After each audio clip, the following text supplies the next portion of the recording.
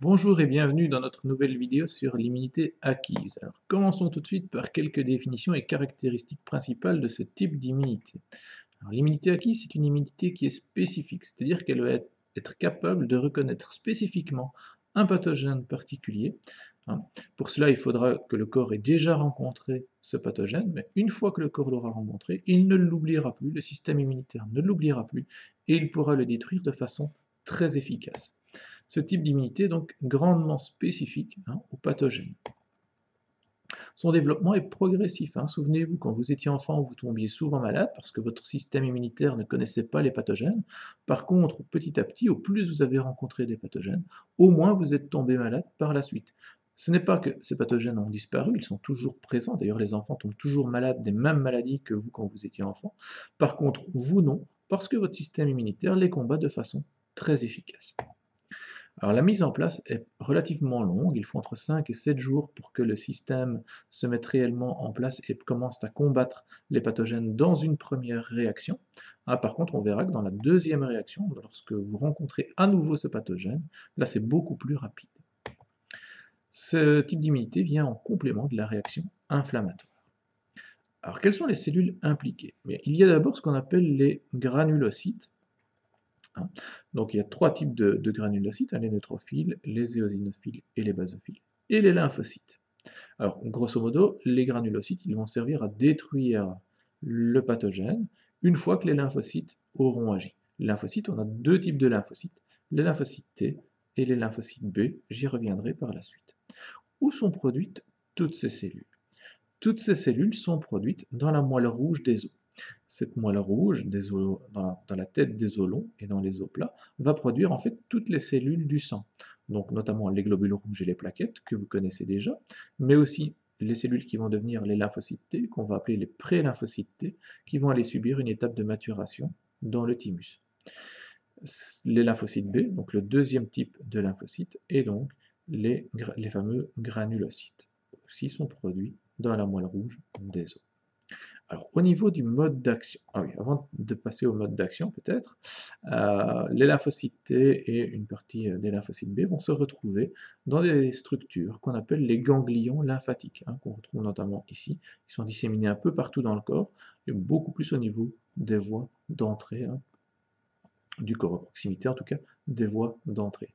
Vous l'avez sans doute déjà vécu, ce sont ces ganglions que palpe le médecin lorsque vous êtes malade pour savoir en fait si votre système immunitaire est en train de réagir à ce qui vous, euh, rend malade. Voilà. Pourquoi? Parce que ces ganglions vont gonfler lors des périodes d'intense activité que sont les infections.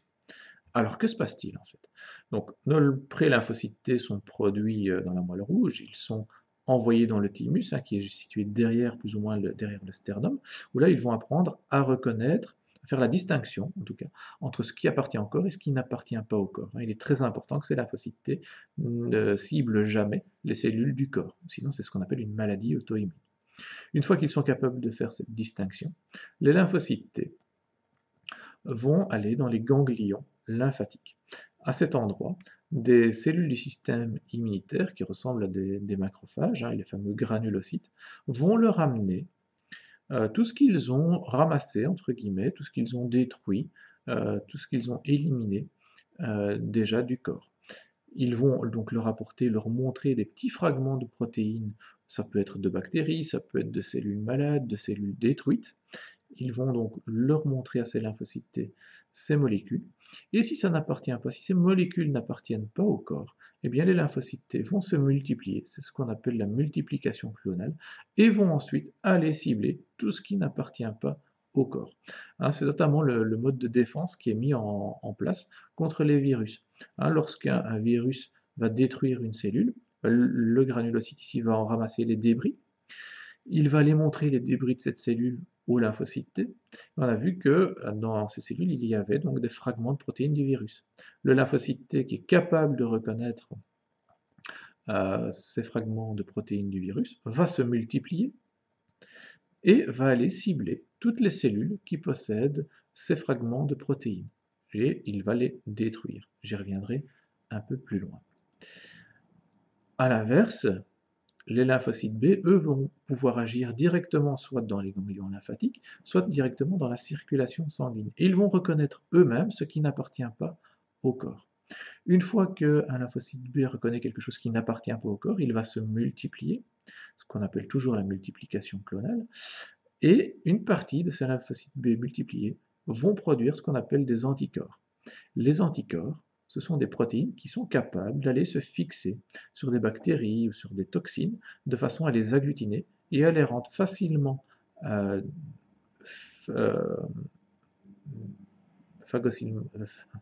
je vais y arriver, facilement dégradables, facilement phagocytables par les macrophages.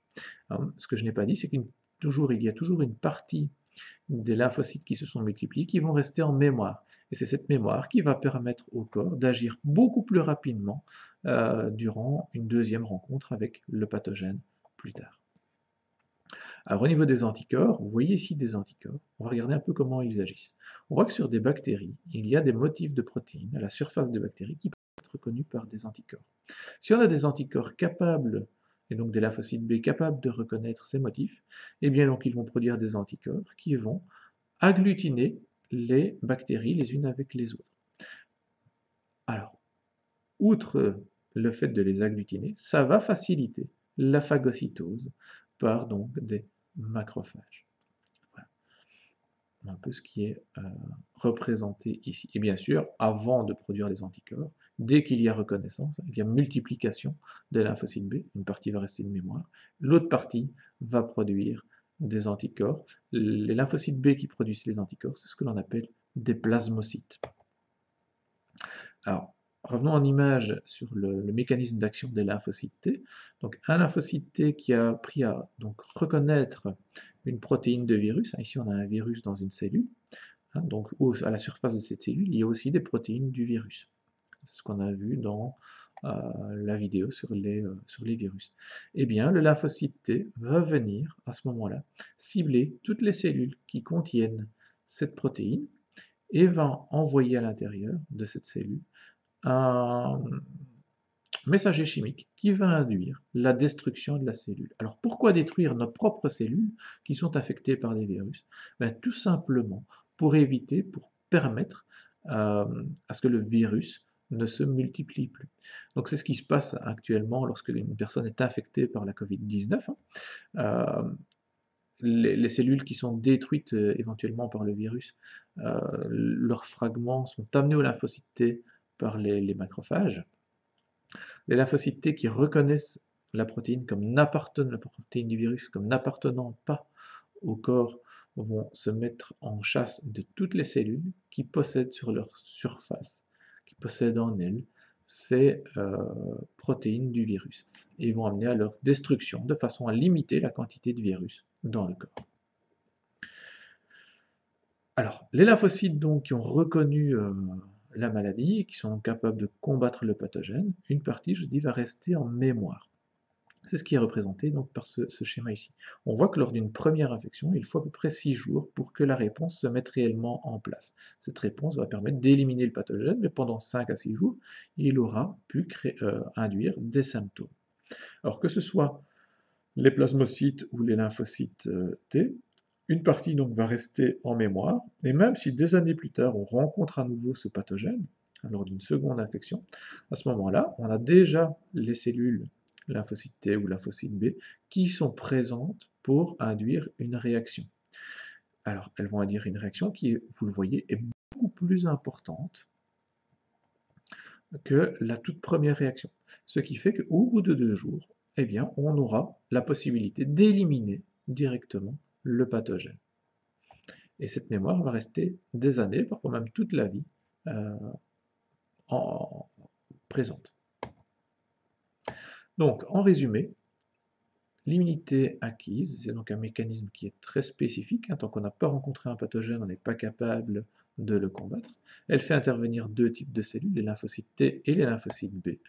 Une première réaction est toujours très lente, il faut 5 à 7 jours pour cette première réaction, mais la mémoire va durer sur plusieurs années et les infections ultérieures vont amener à des réponses qui seront beaucoup plus rapides et beaucoup plus intenses.